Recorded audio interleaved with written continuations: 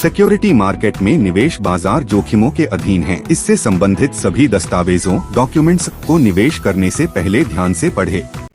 Hello दोस्तों, आप सभी का शुभ ट्रेडिंग एकेडमी के चैनल पर बहुत बहुत स्वागत है। फ्रेंड्स, मेरा नाम है गोपाल लोहार और मैं हूं एक सेबी रजिस्टर्ड रिसर्च एनालिस्ट।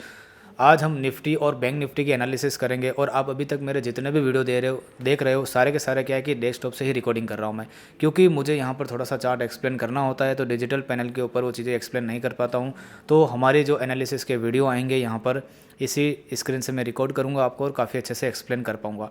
तो फ्रेंड्स, आज का वीडियो भी शुभ ट्रेडिंग एकेडमी के चैनल पर ही आ रहा है, लेकिन अगली बार से मार्केट विद गोपाल जो मेरा नया चैनल है उसके चैनल पर आएगा, तो उस चैनल को आप सब्सक्राइब कर लीजिए जिसने नहीं करा है। और एक साल तक आपको मेरे साथ जुड़े रहना पड़ेगा, क्योंकि यहाँ पर मैं आपको सही नॉलेज दूंगा, मार्केट का सही से प्रेडिक्शन करके बताऊँगा कि मार्केट क्या होने वाला है क्या नहीं होने वाला है।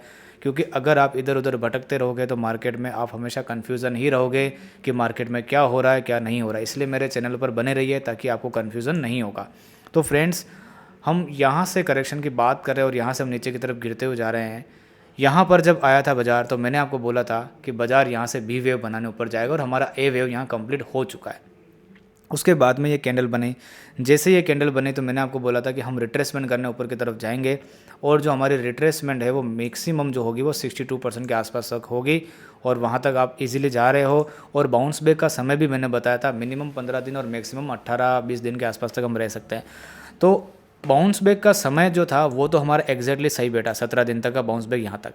लेकिन जो टारगेट का जो पॉइंट था, मैंने टारगेट दिया था 61.8% की रिट्रेसमेंट यहाँ तक, लेकिन हमने उसको पूरा टेस्ट नहीं करा। यहाँ पर हम जो घूमे हैं वो 50% की रिट्रेसमेंट से ही घूमे, यानी कि यहीं पर हमने टेस्ट करा और हम वापस नीचे की तरफ घूम चुके हैं। तो यानी कि हमारा रिट्रेसमेंट वाला जो पॉइंट था वो पूरा कंप्लीट नहीं हुआ, लेकिन हमने हमारा जो टाइम वाइज करेक्शन थी वो पूरी कंप्लीट करी हमने 17 दिन की और उसके बाद में हमने नीचे की तरफ कर दिया। तो यानी कि भले 61 पर हो या ना, उससे कोई फ़र्क नहीं पड़ता, आना नीचे ही था, चाहे 25,000 से आए चाहे 24,800 से आ, तो नीचे गई है। ठीक है, तो यहाँ पर बात इम्पोर्टेंट ये होती है कहाँ से आया कहाँ से नहीं आया वो इम्पोर्टेंट नहीं है। बात इम्पोर्टेंट ये है कि आया तो नीचे है ना, जो बात करी वो हुआ है। ठीक है, अब हमारा जो है टारगेट जो है ऊपर वाला वो कंप्लीट हो चुका है। मैंने यहाँ पर बी वेव मार्क कर दी है। जब कभी भी हमको बी वेव मिल जाती है तो फ्रेंड्स हमको एक पैरेलल लाइन खींचनी होती है। ठीक है, तो हम क्या करेंगे कि यहाँ से लेकर के ये जो हमारा बी पॉइंट का लगा है यहाँ पर, हम उसको यहाँ पर मिलाते हुए इस तरह से एक लाइन खींच देंगे ताकि हमको यहाँ पर एक ट्रेंड लाइन मिल जाएगी।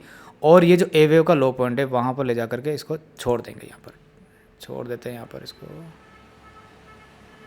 ठीक है, तो यहाँ पर हम इसको छोड़ देंगे। तो यानी कि यहाँ पर मैंने एक पैरेलल लाइन खींच दी है और बिल्कुल ए वेव के लो पॉइंट पर खींच दिए मैंने। तो अब ये जो सी पॉइंट, इसको इसलिए खींचा जाता है ताकि हमको ना इससे नीचे का टारगेट पता चलता है कि भाई कहाँ तक बाजार गिर सकता है, इसलिए हम इसको खींचते हैं। इलियट का रूल होता है, तभी पता चलेगा सी वेव का टारगेट कितना क्या आने वाला है।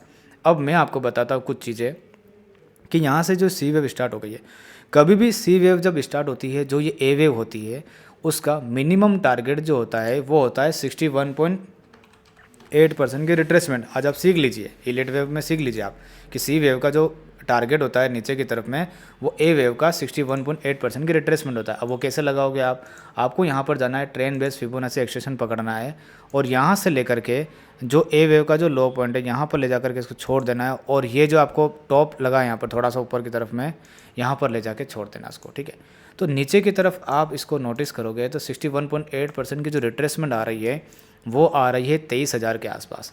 तो पहला टारगेट जो है नीचे की तरफ मेरा रहेगा 23,000 के आसपास। यहाँ पर हम आज एक लाइन ड्रॉ कर लेते हैं 23,000 के आसपास, यहाँ पर हमारा एक पहला टारगेट रहेगा। ठीक है, तो हम 23,000 तक जाने वाले हैं, इसकी आप तैयारी कर लीजिए। जो ये बोल रहे हैं यहाँ बॉटम लग गया है, शायद उनको इलियट वेव के एनालिसिस का अंदाज़ा पता नहीं है, इसीलिए यहाँ पर उनको ऐसा लग रहा है कि मार्केट जो है वो यहाँ से ऊपर की तरफ चली जाएगी, लेकिन ऐसा नहीं है दोस्त। आपको स्टडी पूरी अच्छे से सीखनी पड़ेगी और बाज़ार में स्टडी ही इंपॉर्टेंट करती है। तो पहला टारगेट हमारा 61.8% के रिट्रेसमेंट तक आने वाला है और यहाँ तक हम जा रहे हैं, आप तैयारी कर लीजिए। अगर हम इसके नीचे रहते हैं तो अगला टारगेट आएगा 21,864 के बाद, लेकिन हम उसकी आज बात नहीं करेंगे क्योंकि यहाँ से 1,000 पॉइंट दूर है, इसके बीच में बहुत सारे पैटर्न बनेंगे। इसीलिए पहला टारगेट 23,000 तक का लग रहा है मुझे, वहाँ तक हम जाने वाले हैं और वहाँ जा रहे हैं। आप ये मान के चलिए 99%, 1% बीच में कुछ चेंजेस होता है तो उसके बाद में बात करेंगे। तो यहाँ तक हमारा सी वेव का टारगेट हम लेकर के चल रहे हैं, वहाँ तक जाएंगे। ठीक है, अब आगे की स्टडी और डेवलप हो सकती है। जैसे मान लो मैंने 23,000 तक का टारगेट कंप्लीट करा और 23,000 का टारगेट कंप्लीट करने के बाद में इस पूरे ट्रेंड को अगर मैं 100% रिट्रेस कर लेता हूँ आने वाले समय में, जैसे ये जो गिरा है, सपोज़ करो 23,000 पर हम आए, 23,000 पर आने के बाद में हमने क्या करा कि ये जो टॉप है इसको पूरा 100% रिट्रेसमेंट कर ली सपोज़ करो, और हम वापस से 61.8% की रिट्रेसमेंट तक आ गए। हमने 23,000 आने के बाद में हम वापस यहाँ आ गए और इसके ऊपर ऊपर काम करने लग गए और हमने ये भी काट दिया। तो फिर जो ये जो सी वेव जो बनी है, यहाँ पर पूरा पैटर्न बनेगा ए बी सी और फिर ये बन जाएगा ए वेव, ठीक है। उसके बाद में फिर एक बी वेव और ऊपर की तरफ निकलेगी, ऐसा भी पैटर्न बनेगा, ठीक है, ऐसा भी पैटर्न बन सकता है जो है। इसीलिए मैंने आपको नीचे का टारगेट 23,000 दिया है। 23,000 का टारगेट आने के बाद में जो अगली स्टडी होगी वो हम अगली बार में ही बात करेंगे। अभी बात करेंगे तो कन्फ्यूज़न वाले लेवल पैदा हो जाएंगे, मतलब नहीं। अभी आप सिर्फ ये मान करके चलिए कि हम 23,000 तक जा रहे हैं।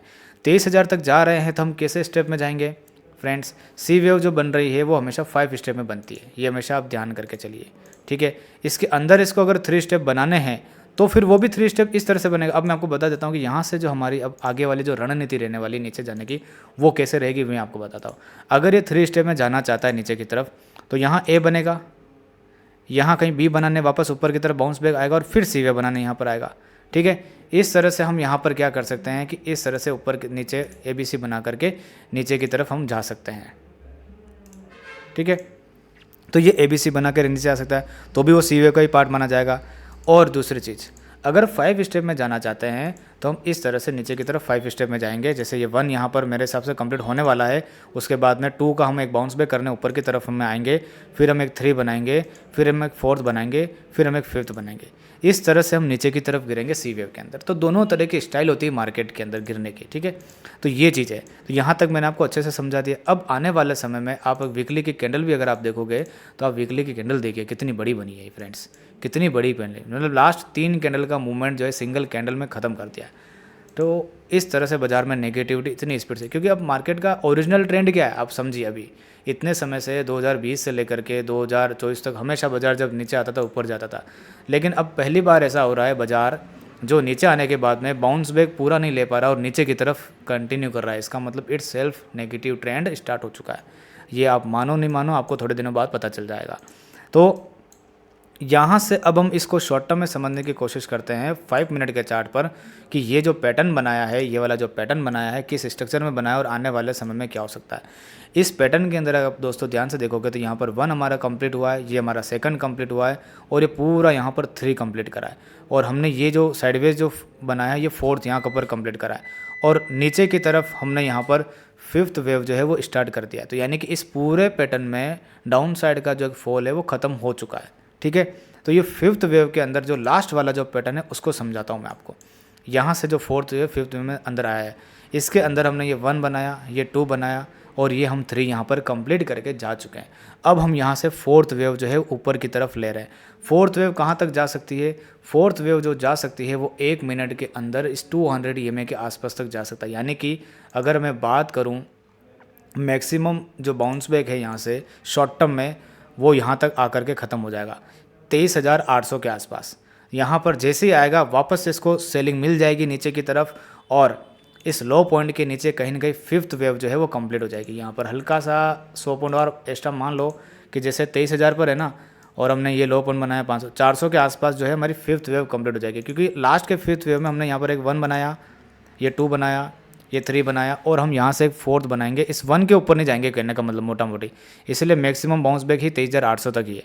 यहाँ पर जाने के बाद में जैसे ही बाजार अगर अभी जैसे गिफ्ट निफ्टी ऊपर बता रहा है, यहाँ खुलेगा और खुलते ही नीचे आ जाएगा, यहाँ पर खुलते ही नीचे आ जाएगा और एक 5th जब ये पूरे स्टेप कंप्लीट हो जाएंगे उसके बाद में आपका यहाँ का डाउनफॉल जो है यहाँ कंप्लीट हो जाएगा। उसके बाद में फिर हम है ना स्टेप जो है ऊपर की तरफ स्टार्ट करेंगे हम, ठीक है। ऊपर की तरफ 3 स्टेप में ऊपर जाएंगे। ध्यान रखना करेक्टिव राइज होगा, इम्पल्सिव राइज नहीं होगा, आप ये चीज़ को समझ लीजिए। इस तरह से हम ऊपर की तरफ जा सकते हैं ABC बनाने के लिए। यहाँ से जैसे यहाँ से हम ऊपर गए, छोटा सा ABC बनाया, ये B बनाया, ये C बनाया, 1-2 दिन यहाँ पर बाउंस बैक कंप्लीट करने के बाद में और फिर से हम नीचे की तरफ गिर सकते हैं, ठीक है। तो इसी तरह से हम नीचे की तरफ जाते रहेंगे। आपके लिए मेजर जो रेजिस्टेंस बन चुका है वो बन चुका है 24,200 का, ये वाला एरिया जो आपका 1 घंटे के चार्ट में अगर आप ध्यान से देखोगे तो 1 घंटे के चार्ट में आपको ये डबल टॉप दिख रहा है। यहाँ पर डबल टॉप का ये जो नेक लाइन है यही आपका एक रेजिस्टेंस है और मेजर ट्रेंड लाइन तो चले। अगर मार्केट आपको अगर मार्केट आपको गलती से ऊपर भी मिलता है फ्रेंड्स, तो भी आपको बेचते हुए चलना है, खरीदते हुए नहीं चलना है। इस चीज़ को आपको ध्यान रखना है। कन्फ्यूज़न नहीं आना चाहिए आपके मन में कि भाई जो बाज़ार है ऊपर की तरफ जा रहा है, जैसे यहाँ से मार्केट अगर ऊपर की तरफ यहाँ पर भी आ जाता है 2400-500 पे, तो भी आपको बेचते हुए चलना। नीचे का टारगेट ये आपका एक्टिवेट हो चुका है, आप समझिए।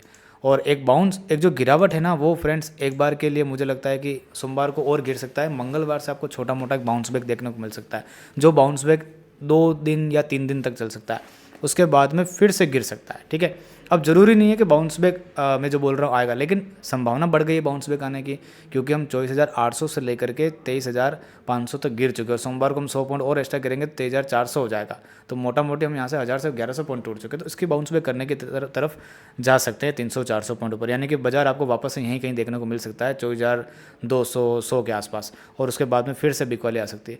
अगर बाजार में ज़्यादा ही वीकनेस हुई तो बाउंस बैक 24,000 से ऊपर जा ही नहीं पाएगा। ठीक है, तो ये चीज़ आपको आने वाले समय में नोटिस करनी है, और ये टारगेट आप लेकर के चलिए 23,000 तक। उसके नीचे जाएगा नहीं जाएगा, जाएगा तो ज़रूर है, लेकिन कहाँ पर से बाउंस बैक आएगा वो हम जब तक मैं वीडियो बना दूंगा नेक्स्ट आपको मैं समझा दूंगा। तो मैंने आज निफ्टी के ऊपर काफ़ी ज़्यादा समय लिया, क्योंकि निफ्टी के अंदर काफ़ी अच्छी हमारी एनालिसिस चल रही है, उसके हिसाब से हमारा काम चल रहा है। अब ये जो सी वेव जो स्टार्ट हुई है, मैक्सिमम समय A+B को जो बनने में लगा है सी वेव का, वो लग सकता है। तो इसको तो बनने में कम से कम 54 दिन लगे, तो क्या सी वेव 54 दिनों तक नीचे गिरेगी? अगर इसने 23,000 से ऊपर की तरफ रिवर्स ज़्यादा नहीं करा, क्योंकि देखो अगर इसका इसी वेव के अंदर सपोज करो 22,000 टारगेट रहा, तो इसको 22,000 जाने में 54 दिन लग जाएंगे। आप चीज़ों को समझिए, क्योंकि 37 दिनों से ये ऐसे गिरता हुआ रहा था। कोई गिरावट कोई सीधी थोड़ी आएगी, गिरेगा 2-4 दिन बाउंस बैक लेगा, कभी कभी 5 दिन तक खड़ा रह जाएगा ऊपर, फिर गिरेगा, ऐसे करके। तो मैक्सिमम समय 54 दिन का होता है, और मिनिमम समय जो होता है ना, वो इनका 61.8% की रिट्रेसमेंट होता है। तो 54 का 61.8% की जो रिट्रेसमेंट आएगा आप निकालोगे तो 33 के आसपास कुछ आएगा।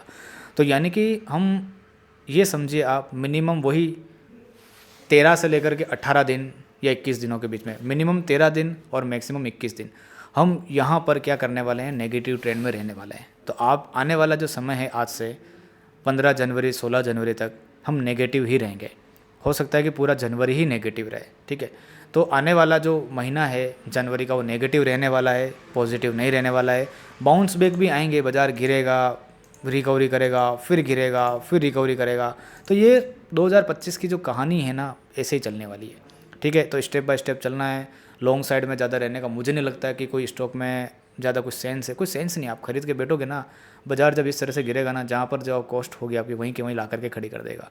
तो अभी आपको सिर्फ और सिर्फ स्टॉक स्पेसिफिक काम करना है, इंडेक्स में काम करना है ज़्यादातर। तो मेरे हिसाब से अगर आप इंडेक्स में ज़्यादातर काम करेंगे ना, तो काफ़ी अच्छा रहेगा। तो ये है पूरी निफ्टी की एनालिसिस। अब हमें ना बैंक निफ्टी को देख लेते हैं एक बार। बैंक निफ्टी की अगर मैं बात करूं तो पूरा फेज़ ही ये पूरा का पूरा करेक्शन का ही है। डेली की फॉर्मेशन चल रही है यहाँ पर, जिसके अंदर डेली के 200 EMA पर फर्स्ट बार आया। इसके अंदर भी ये जो बाउंस बैक लिया इसने 3 स्टेप में लेकर के ख़त्म कर दिया। अगर ये इम्पल्स काउंट करूँगा ना, तो 5th वेव फेलियर बन गई यहाँ पर। तो ये नीचे की तरफ आ चुका है। ठीक है, नीचे की तरफ आ चुका है, तो इसका भी जो टारगेट है नीचे की तरफ जो है 49,500 के आसपास, मतलब पुराना लो पॉइंट जो दिख रहा है वहाँ तक हम गिरेंगे। इसके अंदर भी बड़ी गिरावट बैंक निफ्टी के अंदर तभी आएगी जब ये वाले एरिया कटेंगे। ठीक है, उसके बाद में ही हम इतनी बड़ी जो जोन है, ये वाली 4 जोन वाला जो लो पॉइंट दिख रहा है, वहाँ तक हम जा सकते हैं। तो जब ये कटेगा तब उसके बाद में बात करेंगे। ठीक है, तो इसके अंदर भी आपको थोड़ी बहुत 200-400 पॉइंट का जो गिरावट वो रह गई होगी। उसके बाद में आपको एक इस पूरे की रिट्रेसमेंट जो है वो देखने को मिलेगी। वो 38 पर ख़त्म होती है कि 61 पर ख़त्म होती है, वो देखेंगे। मुझे नहीं लगता इतनी बड़ी रिट्रेसमेंट करने जाएगा, 38 से पहले ही ख़त्म कर देगा। तो ये है पूरी बैंक निफ्टी का एनालिसिस, और मैंने आपको अच्छे से समझा दिया। फॉर्मेशन चल रही है डेली के अंदर। तो फर्स्ट बार जब 200 से ऊपर गया था तभी मैंने बोल दिया था कि ये वापस से घूम के आएगा। इसके अंदर मैंने आपको ये वाला टारगेट दिया था 54,000, 350, 400 के आसपास, लेकिन ये भी पहले से ही मुड़ गया। ज़रूरी नहीं है कि जितना मैं बोल रहा हूँ उतना हो, लेकिन 80% से 90% चीज़ें वही बैठती है, क्योंकि इलेक्ट वेव की स्टडी पूरी 100% फेल नहीं होती है। ठीक है, 10% के एरर होता है उसके अंदर, बस इससे ज़्यादा के कोई एरर नहीं होता है। तो ये पूरा निफ्टी और बैंक निफ्टी के ऊपर स्टडी है मेरा, केस स्टडी, और काफ़ी अच्छी समझाई है मैंने। और ये पैटर्न जो है आपको मैं बता देता हूँ, जिगजैग का पैटर्न है। जिगजैग का पैटर्न तभी कहलाता है जब ये इसकी पूरी रिट्रेसमेंट जो होती है वो 61 से पहले नीचे ख़त्म हो जाती है। तो मेरे को उम्मीद यही थी कि जिगजैग ही बन सकता है, क्योंकि यहाँ पर 5 स्टेप बन चुके थे। तो 5 बी जो बनेगी 3 में बनेगी, ये 3 में बन गई, और ये सी का नीचे की तरफ स्टार्ट हो चुका है। इलियट वेव का मैं यहाँ पर बता भी देता हूँ आपको जिगजैग के अंदर। ये देखिए ए 5 में बनता है 1 2 3 4 5, बी जो होता है सी में ए बी सी में बनता है 3 स्टेप में, और सी जो 5 स्टेप में दिख रही है आपको जिगजैग की करेक्शन है वाली। तो ये पूरी जिगजैग की करेक्शन है। 62% से नीचे ही रह गया बाजार, तो नीचे की तरफ मारेगा, ये लो कटेगा आपका, क्योंकि जिगजैग का रूल होता है भाई। जिगजैग का रूल होता है कि आपने अगर एक स्टेप नीचे बनाई है और आप 62% से घूम रहे हो, उससे पहले से नीचे से घूम रहे हो, तो आपको ये ए वेव का लो पॉइंट जो बना उसको काटना पड़ेगा, नीचे जाना पड़ेगा, ये रूल है इसका। ठीक है, भले से 10 रुपये से काटो, भले से कैसे भी काटो, यहाँ से आप मुड़ ही नहीं सकते। यहाँ से मुड़ोगे तो आपको ये जो गिरावट करी है आपको स्पीड से ऊपर काटनी पड़ेगी, स्पीड से, यानी कि ये जो 4 कैंडल नीचे गिरी उसको स्पीड से काटना पड़ेगा। वो तो दिख नहीं रहा, ऐसे कोई संभावना नहीं है। तो सिंपल सी बात है। ठीक है, तो नीचे का 23,000 का टारगेट हमारा ओपन हो चुका है, इसको ध्यान में रखिए, उसके हिसाब से ट्रेड कीजिए। तो आज की एनालिसिस को मैं यहीं पर वाइंड अप करता हूँ। कैसी लगी एनालिसिस कमेंट बॉक्स में लिख करके मुझे ज़रूर बताना, और अपने हिसाब से अपना काम कीजिए। Thank you so much.